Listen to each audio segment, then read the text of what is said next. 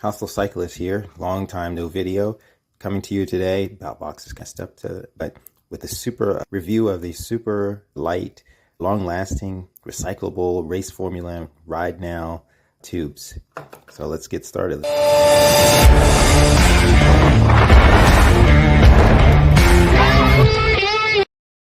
To go basically and review these tubes today because there are some good things about these tubes which we'll head out, but there's also some bad things. Many other reviewers are not talking about this, so make sure you stick to the end to watch the entire review. These tubes, they're really great, super light and super packable. For comparison, let's get a butyl tube. These things are around 100 to 200 grams. So they're around same size tube, but it only weighs only a few grams, maybe 24 grams, I believe 24 grams on the box. It's really good. Got this on AliExpress. So it's around $4, so very cheap, but that cheapness comes at a price. What many reviewers are not talking about, the valve is actually not good at all. So as you can see here, it's made out of this plastic material, and it's not a full metal down. It's light, but this actually leaks air, and that's the big issue with these. So I went for a ride and got a flat, unfortunately, as flats happen. And I bought 2 of these on AliExpress, and they're super packable. They're really nice. They go right in your little saddlebag, and as you can see, so I took it out, blew it up, put it in. It was great. Next day, come back, flat. I'm like, how did this happen? I checked inside of the sidewalls. The best ways to find out where a hole is in the tube is to submerge the tube underwater. I have blown up the tube, and if you see little bubbles, then obviously that's where the air is leaking.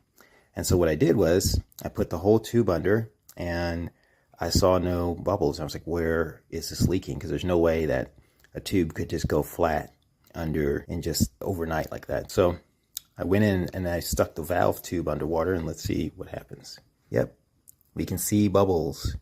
So that means, and you can see the valve is completely screwed in, so there should be no air leaking, but you're seeing air come out, and looks like it's coming out right where this black thing is. Looks like that's where the leak is.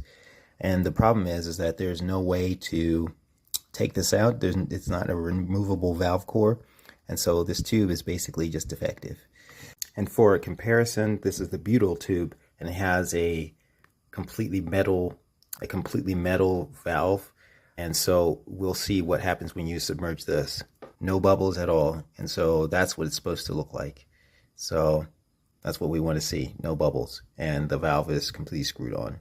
So there's basically just no way of using this for a long term, because I think there's something wrong with the bonding here between this metal, let's see if we focus, between this metal valve and this plastic.